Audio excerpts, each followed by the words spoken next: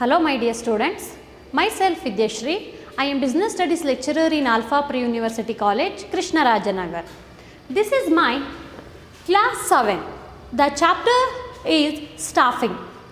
In the last video, you learnt what are the process in the or what are the steps involved in the selection process. So what are the steps involved in the selection process, such as preliminary screening ಆಗಿರ್ಬೋದು, selection test ಆಗಿರ್ಬೋದು. So selection test classified into 5 types. One is the intelligence test, aptitude test, trait test, then personality test and interest test. In the next one, employment interview. Interview again classified into 4 types. One is the stress interview, group interview, direct interview and indirect interview. Fourth one, references and background checks, then selection decision, medical examination, job offer and contract of employment. So these are all done in the previous video class. In this class, I am going to explain training and development. This is also important topic in this chapter. Training and development, ತರಬೇತಿ ಮತ್ತು ಅಭಿವೃದ್ಧಿ ಅಂತೇಳಿ ಕರಿತೀವಿ. In the last class, I was explained training ಅಂದ್ರೆ ಏನು, development ಅಂದರೆ ಏನು ಅಂತೇಳಿ. ಸೊ ಟ್ರೈನಿಂಗ್ ಅಂದರೆ ಏನು? So training it is helps to increase the skills and knowledge about the particular job of the employees. Development ಅಂತ ಹೇಳಿದ್ರೆ development is refers to the developing the skills and knowledge through better training. So, in this class, what is the meaning of training and development? You learn. Training and development andre enu? Training and development is an attempt to improve the current and future performance by increasing an employee's ability to perform through learning, usually by changing the employee's attitude. So employee's attitudes is nothing but increase the skills and knowledge of the employees. His or her ಯಾರು ಬೇಕಾದರೂ ಆಗಿರ್ಬೋದು, ಅವರ ಒಂದು skills ಮತ್ತು ನಾಲೆಜನ್ನು improve ಮಾಡುವಂಥದ್ದು. So training and development is helps to improve the current and future performance ಅಂದರೆ ಏನು? ಸೊ ತರಬೇತಿ ಮತ್ತು ಅಭಿವೃದ್ಧಿಯು ನೌಕರನ ಪ್ರಸ್ತುತ ಕಾರ್ಯನಿರ್ವಹಣೆ ಮತ್ತು ಭವಿಷ್ಯದ ಕಾರ್ಯನಿರ್ವಹಣೆಯಲ್ಲಿ ಅವನ ಒಂದು ಪರ್ಫಾರ್ಮೆನ್ಸ್ ಏನಿದೆ ಅದನ್ನು ಅಭಿವೃದ್ಧಿಯನ್ನು ಪಡಿಸುವಂಥದ್ದು. Increasing and employees ability to perform through learning, usually by changing the employees attitude. So overall ಹೇಳಬೇಕು ಅಂತ ಹೇಳಿದ್ರೆ training and development is very very important to the employees to increase the abilities, skills and knowledge about a particular job. Next, importance of training and development. Training and development providing benefits to the both, benefits to the organization and benefits to the employees. So ತರಬೇತಿ ಮತ್ತು ಅಭಿವೃದ್ಧಿಯಿಂದ ಇಬ್ಬರಿಗೂ ಕೂಡ ಅನುಕೂಲಗಳು ಆಗುವಂಥದ್ದು. So ಯಾರ್ಯಾರಿಗೆ ಅನುಕೂಲ ಆಗುತ್ತೆ ಅಂತ ಹೇಳಿದ್ರೆ, ಒಂದು ವ್ಯವಹಾರ ಸಂಸ್ಥೆಗೂ ಕೂಡ ಅನುಕೂಲ ಆಗುತ್ತೆ. ಅದೇ ರೀತಿ ಆ ವ್ಯವಹಾರ ಸಂಸ್ಥೆಯಲ್ಲಿ ಕೆಲಸವನ್ನು ನಿರ್ವಹಿಸುವ ನೌಕರರ ಕೂಡ ಅಭಿವೃದ್ಧಿ ಆಗೋದಕ್ಕೆ ಸಹಾಯವನ್ನು ಮಾಡುವಂಥದ್ದು. ಸೊ ಇದು ನಿಮಗೆ ಇನ್ ಕೇಸ್ ಎಕ್ಸಾಮಲ್ಲಿ briefly explain the what are the benefits to the organizations through training and development ಅಂತ ಕೇಳಿದ್ರೆ ಜಸ್ಟ್ 4 ಮಾರ್ಕ್ಸಿಗೆ ಕೇಳಿದ್ರೆ ಇದನ್ನಾದರೂ ಕೇಳ್ಬೋದು ಅಥವಾ ಇದನ್ನಾದರೂ ಕೇಳ್ಬೋದು 4 ಮಾರ್ಕ್ಸಿಗೆ. ಇನ್ ಕೇಸ್ 8 ಮಾರ್ಕ್ಸಿಗೆ ಕೇಳಿದ್ರೆ ಎರಡನ್ನೂ ಕೂಡ ಕೇಳುವಂಥದ್ದು. So this is also important question. Next, importance of training and development. Training and development providing benefits to the both, benefits to the organization and benefits to the employment. Let me know what are the benefits to the organizations. Training and development providing benefits to as follows to the organization. First one, training is the systematic learning. So ತರಬೇತಿ ಅನ್ನುವುದು ಒಂದು ಕ್ರಮಬದ್ಧವಾಗಿ ಕಲಿಯುವಂತಹ ವ್ಯವಸ್ಥೆ ಆಗಿರುವಂಥದ್ದು, ಕ್ರಮಬದ್ಧವಾಗಿ step by step ಕಲಿಯುವಂಥದ್ದು. Training is a systematic learning. Next, it leads to reduce wastage of efforts and money. So ಒಬ್ಬ ವ್ಯಕ್ತಿ ಒಂದು ಕೆಲಸಕ್ಕೆ ಎಷ್ಟು ರಿಸೋರ್ಸ್ಗಳನ್ನ ಯೂಸ್ ಮಾಡಬೇಕು, ಎಷ್ಟು ಎಫರ್ಟ್ಸನ್ನು ಹಾಕಬೇಕು ಅಂತೇಳಿ ತಿಳಿದುಕೊಳ್ಳೋದು ಥ್ರೂ ಟ್ರೈನಿಂಗ್ ಆ್ಯಂಡ್ ಡೆವಲಪ್ಮೆಂಟಿಂದ ಮಾತ್ರ ಸಾಧ್ಯ. ಸೊ ಯಾವುದೇ ಏನೂ ಗೊತ್ತಿಲ್ಲದೆ ಇರುವಂತಹ ವ್ಯಕ್ತಿಗೆ ಕೆಲಸವನ್ನು ವಹಿಸಿದರೆ ಏನಾಗ್ಬೋದು, ಅಲ್ಲಿ ಎಫರ್ಟ್ಸ್ ಕೂಡ ವೇಸ್ಟೇಜ್ ಆಗ್ಬೋದು ಮತ್ತು ಮನಿ ಕೂಡ ವೇಸ್ಟೇಜ್ ಆಗ್ಬೋದು, ಅದಕ್ಕೆ ಟೈಮ್ ಕೂಡ ವೇಸ್ಟ್ ಆಗ್ಬೋದು. ಸೊ ಯಾವಾಗ ಒಬ್ಬ ವ್ಯಕ್ತಿಗೆ ಪ್ರಾಪರ್ ಟ್ರೈನಿಂಗ್ ಸಿಗುತ್ತೋ ಆ ವ್ಯಕ್ತಿ ತನ್ನ ಕೆಲಸದ ನಿರ್ವಹಣೆಯಲ್ಲಿ ಏನು ಮಾಡುತ್ತಾನೆ, reduce the wastage of efforts, also money. Next one, it helps to increase the productivity both in terms of quantity and quality. So ತರಬೇತಿ ಮತ್ತು ಅಭಿವೃದ್ಧಿಯಿಂದ ಒಂದು ಸಂಸ್ಥೆಯ ಉತ್ಪಾದನಾ ಮಟ್ಟ ಏನಿದೆ ಅದು ಇನ್ಕ್ರೀಸ್ ಆಗೋದಕ್ಕೆ ಸಾಧ್ಯ ಆಗುವಂಥದ್ದು. ಇನ್ terms of both quantity and quality. Quantity ಅಂದರೆ ಏನು, ಪ್ರಮಾಣ ಅಥವಾ ಸಂಖ್ಯೆ ಅಂತೇಳಿ ಕರೀತೀವಿ. ಕ್ವಾಲಿಟಿ ಅಂತ ಹೇಳಿದ್ರೆ ಗುಣಮಟ್ಟ, ವಸ್ತುವಿನ ಗುಣಮಟ್ಟ ಮತ್ತು ವಸ್ತುವಿನ ಪ್ರಮಾಣ ಹೆಚ್ಚಾಗೋದಕ್ಕೆ ಟ್ರೈನಿಂಗ್ ಆ್ಯಂಡ್ ಡೆವಲಪ್ಮೆಂಟು ಸಹಾಯವನ್ನು ಮಾಡುವಂಥದ್ದು. Next, it leads to higher profits. So training and development helps to increase the profit levels in the organisations. ಟ್ರೈನಿಂಗ್ದ ಪ್ರೊಡಕ್ಟಿವಿಟಿ ಇನ್ಕ್ರೀಸ್ ಆಗ್ತಾ ಇದೆ ಅಂತ ಹೇಳಿದ್ರೆ ಇನ್ ಟರ್ಮ್ಸ್ ಆಫ್ ಬೋತ್ ಕ್ವಾಂಟಿಟಿನೂ ಕೂಡ ಚೆನ್ನಾಗಿದೆ ಮತ್ತು ಕ್ವಾಲಿಟಿ ಕೂಡ ಚೆನ್ನಾಗಿದೆ ಅಂತ ಏನು ಮಾಡ್ತಾರೆ customers, the people can purchase the products. So it may leads increase the sales levels. This is also leads increase the levels of the profit of the ಆರ್ಗ್ಯಾನೈಜೇಷನ್. Next, it increase employees' morale and reduce the absenteeism. So, ಒಬ್ಬ ವ್ಯಕ್ತಿಗೆ ಒಂದು ವ್ಯವಹಾರ ಸಂಸ್ಥೆ ಅವನಿಗೆ ಬೇಕಾಗಿರುವಂತಹ ಅವನು ಕೆಲಸ ನಿರ್ವಹಿಸಲು ಬೇಕಾಗಿರುವಂತಹ ತರಬೇತಿಯನ್ನು ನೀಡ್ತಾ ಇದೆ ಅಂತ ಹೇಳಿದ್ರೆ ಅವನ ಮೊರಾಲೆ, ನೈತಿಕತೆ ಏನಾಗುತ್ತೆ, ಹೆಚ್ಚಾಗುವಂಥದ್ದು. ಸೊ ಅದೇ ರೀತಿ ಅವನ ಆಬ್ಸೆಂಟಿಸಮ್, ಗೈರು ಹಾಜರಿ ಏನಾಗುವಂಥದ್ದು, ಕಡಿಮೆ ಆಗುವಂಥದ್ದು. ಫಾರ್ ಎಕ್ಸಾಂಪಲ್, ನೀವು ಕಾಲೇಜಿಗೆ ಬರದೇ ಇರೋದಕ್ಕೆ ಕಾರಣ ಏನಿರ್ಬೋದು, ನೀವು ಹೋಮ್ವರ್ಕ್ ಮಾಡದೇ ಇರ್ಬೋದು ಅಥವಾ ನೋಟ್ಸ್ ಕಂಪ್ಲೀಟ್ ಮಾಡದೇ ಇರ್ಬೋದು. ಆವಾಗ ಏನು ಮಾಡ್ತೀರಾ, ನೀವು ಕಾಲೇಜಿಗೆ ಆಬ್ಸೆಂಟ್ ಆಗ್ತೀರಾ. ಸೊ ಅಲ್ಲಿ ನಿಮ್ಗೆ ಏನಾಗಿರುತ್ತೆ, ಪ್ರಾಪರ್ ಟ್ರೈನಿಂಗ್ ಇಲ್ಲದೆ ಇರುವಂತಹ ಸಮಯದಲ್ಲಿ ಆ ರೀತಿ ಆಗ್ಬೋದು. ಅದೇ ಪ್ರಾಪರ್ ಟ್ರೈನಿಂಗು ಮತ್ತು ನೀವು ಡೆವಲಪ್ಮೆಂಟ್ ಆಗಿದ್ದೀರಾ ಅಂತ ಹೇಳಿದ್ರೆ ನೀವೇನು ಮಾಡ್ತೀರಾ, ಹೋಮ್ವರ್ಕ್ನು ನೀಟಾಗಿ ಮಾಡ್ತೀರಾ, ಅದೇ ರೀತಿ ನೋಟ್ಸ್ ಕೂಡ ಕಂಪ್ಲೀಟನ್ನು ಮಾಡ್ತೀರಾ. So it may leads reduce the absenteeism and increase the morale. So training and development helps to increase the employees morale and reduce the absenteeism. ಗೈರು ಹಾಜರಿ ಮತ್ತು ನೌಕರನ ಮನೋಸ್ಥೈರ್ಯ ಆಗಿರ್ಬೋದು ಅಥವಾ ಅವನ ನೈತಿಕತೆಯ ಮಟ್ಟವನ್ನು ಹೆಚ್ಚು ಮಾಡೋದಕ್ಕೆ ತರಬೇತಿ ಮತ್ತು ಅಭಿವೃದ್ಧಿಗಳು ಸಹಾಯವನ್ನು ಮಾಡುವಂಥದ್ದು. Next, it helps to obtaining effective response to fast changing the environment. So overall, the training and development helps to changing environment, suddenly response to the changing the environment. ನಾನು ನಿಮ್ಗೆ ಹೇಳಿದ್ದೆ, business is an dynamic function. So management is an dynamic functions because environment ಏನಾಗುತ್ತೆ, day by day changes ಆಗ್ತಾ ಇರುತ್ತೆ. So the management should adopt itself changing the environment. So training and development providing helps to the organizations effective response to fast changing environment such as technical factors ಆಗಿರ್ಬೋದು, social factors ಆಗಿರ್ಬೋದು, economical factors ಆಗಿರ್ಬೋದು, legal factors ಆಗಿರ್ಬೋದು.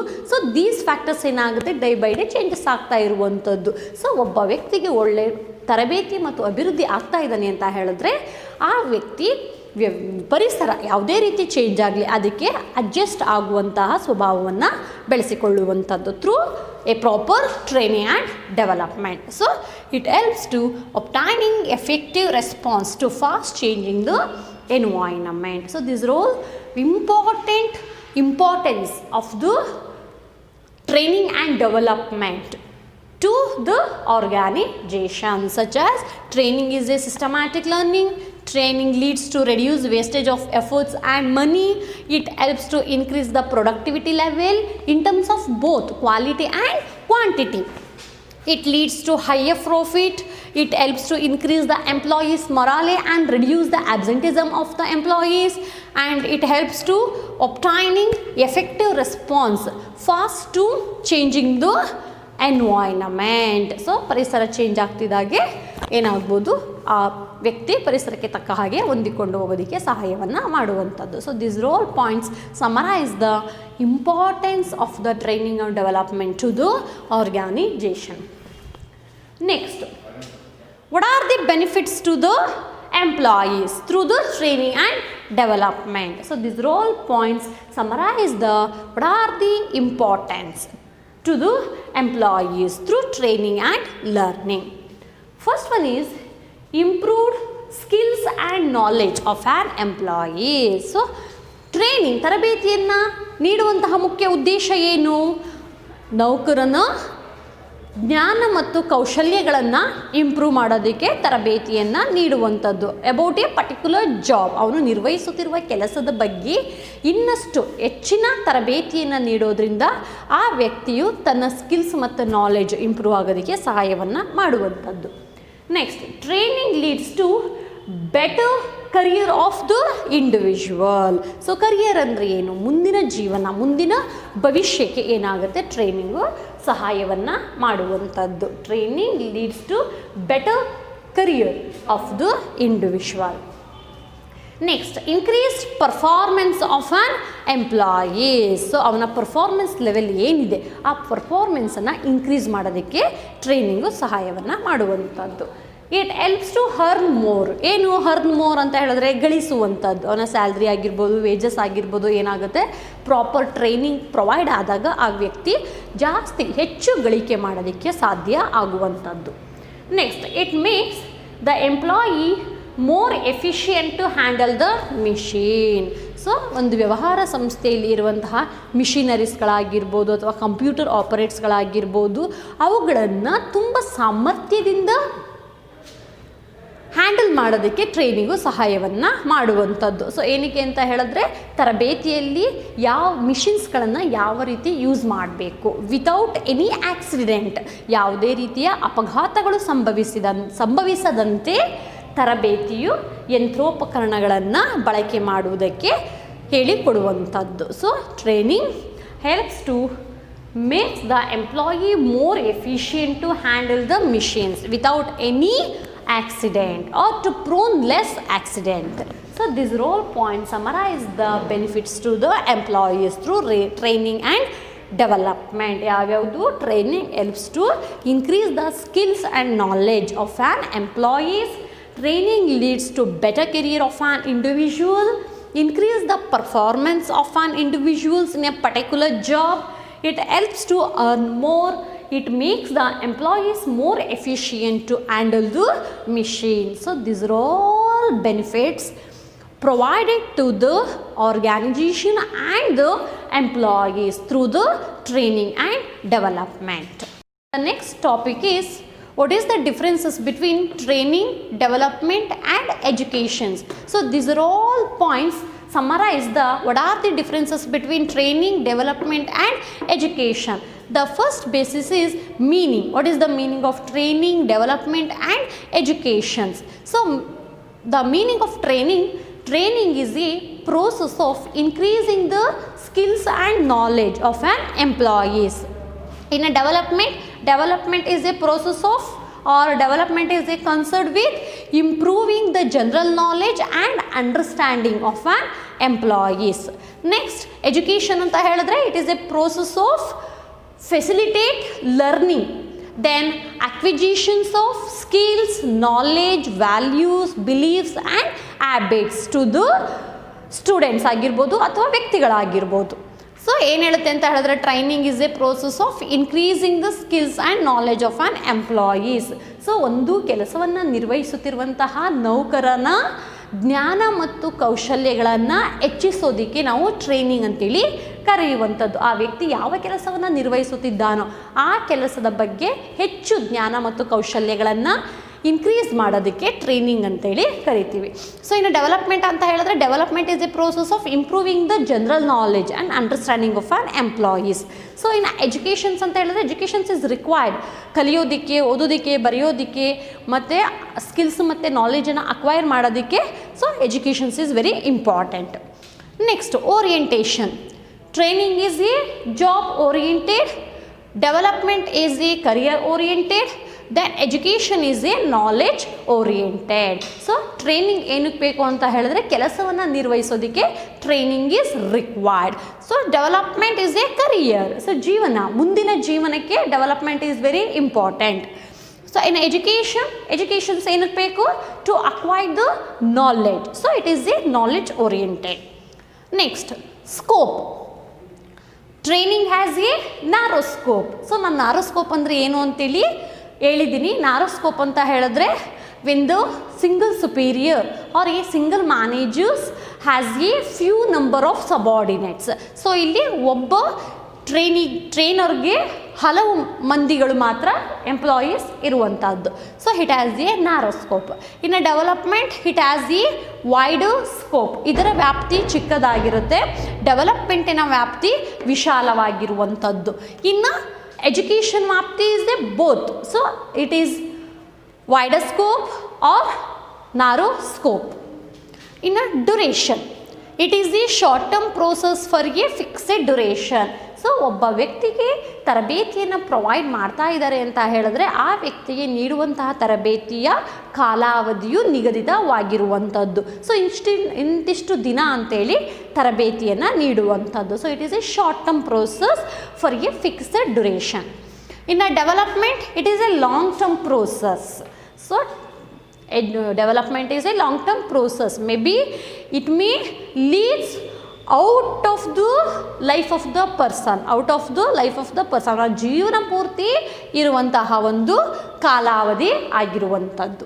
ಇನ್ನು education not A fixed duration. ನಾವು ಎಜುಕೇಷನ್ಸ್ನ ಪಡ್ಕೊಳ್ಳೋದಕ್ಕೆ ಯಾವುದೇ ರೀತಿಯ ಕಾಲಾವಧಿಗಳು ನಿಗದಿತವಾಗಿರೋದಿಲ್ಲ. So ನಾವು ಯಾವಾಗ ಬೇಕಾದರೂ ಕೂಡ we can get education. So training is a short term process for a fixed duration. So fixed durations ಅಂತ ಹೇಳಿದ್ರೆ 1 ವೀಕ್ ಟ್ರೈನಿಂಗ್ ಆಗಿರ್ಬೋದು, ಅಥವಾ 1 ಮಂತ್ ಆಗಿರ್ಬೋದು, ಅಥವಾ 6 ಮಂತ್ ಆಗಿರ್ಬೋದು, 3 ಮಂತ್ ಆಗಿರ್ಬೋದು, ಅಥವಾ ಇಯರ್ಸ್ಗಳಾಗಿರ್ಬೋದು. So here fixed duration it is a long term process, may be out for life of the person ಆಗಿರ್ಬೋದು. So not fixed duration. ಎಜುಕೇಷನ್ಸ್ಗೆ ಡ್ಯುರೇಷನ್ ಅನ್ನೋದು ಫಿಕ್ಸೆಡ್ ಆಗಿರೋದಿಲ್ಲ. Next focus. It focus on technical skills. ಸಾಮಾನ್ಯವಾಗಿ ನಾವು ಟ್ರೈನಿಂಗನ್ನು ಯಾವುದಕ್ಕೆ ನೀಡ್ತೀವಿ? ತಾಂತ್ರಿಕ ಜ್ಞಾನಗಳನ್ನು ಬಳಸಿಕೊಳ್ಳೋದಕ್ಕೆ, ಮಿಷಿನ್ಸ್ಗಳಾಗಿರ್ಬೋದು, ಕಂಪ್ಯೂಟರ್ಸ್ಗಳಾಗಿರ್ಬೋದು, ಅವುಗಳನ್ನು ಯಾವ ರೀತಿ ಬಳಕೆಯನ್ನು ಮಾಡಬೇಕು ವಿತೌಟ್ ಎನಿ ಆಕ್ಸಿಡೆಂಟ್, ಅಪಘಾತಗಳು ಆಗದ ಹಾಗೆ, ಯಾವುದೇ ರೀತಿಯ ತೊಂದರೆಗಳಾಗಿರ್ಬೋದು ಅಥವಾ ಯಾವುದೇ ರೀತಿಯ ಅಪಾಯಗಳು ಉಂಟಾಗದೇ ಇರುವ ಹಾಗೆ ಯಾವ ರೀತಿ ನಾವು ಟೆಕ್ನಿಕಲ್ಸ್ನ ಯೂಸ್ ಮಾಡಬೇಕು ಅಂತೇಳಿ ಹೇಳಿಕೊಡುವಂಥದ್ದು training. Training is mainly focus on the technical skills. ತಾಂತ್ರಿಕ ಜ್ಞಾನವನ್ನು ಬೆಳೆಸಿಕೊಳ್ಳೋದಕ್ಕೆ ಟ್ರೈನಿಂಗು ಸಹಾಯವನ್ನು ಮಾಡುವಂಥದ್ದು. ಇನ್ನು development is mainly focus on the conceptual and human ideas. It is mainly focus on the conceptual ಅಂದರೆ ಏನು? ಕಲ್ಪನೆಗಳಾಗಿರ್ಬೋದು, ಊಹೆಗಳಾಗಿರ್ಬೋದು, ಅಥವಾ ಹ್ಯೂಮನ್ ಐಡಿಯಾಸ್ ಆಗಿರ್ಬೋದು. So it is mainly focus on the conceptual and human ideas.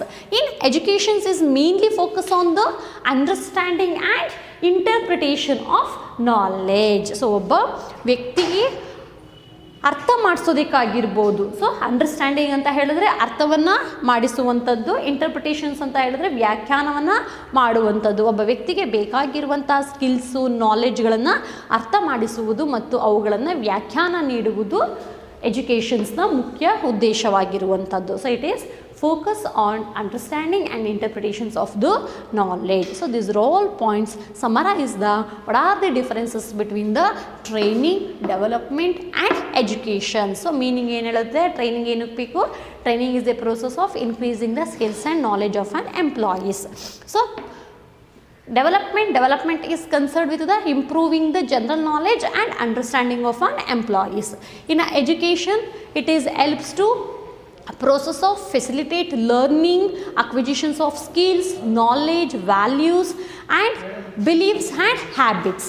In orientation Training is a job oriented, development is a career oriented, education is a knowledge oriented. In a scope, training is a narrow scope, development is a wider scope, then education is a both. It may be narrow scope or wider scope. In a duration, training is a short term process for a fixed duration. In the development is a long term process, education is a not fixed duration. In the last one, focus, training is mainly focused on the technical skills, development is mainly focused on the conceptual and human ideas, and education is mainly focused on understanding and interpretations of knowledge. In this class, you learnt training and development and what are the benefits provided by the training and developments to the employees as well as organizations, and what is the differences between training, development and educations. In the next video class, you learnt what are the methods of the training. Thank you.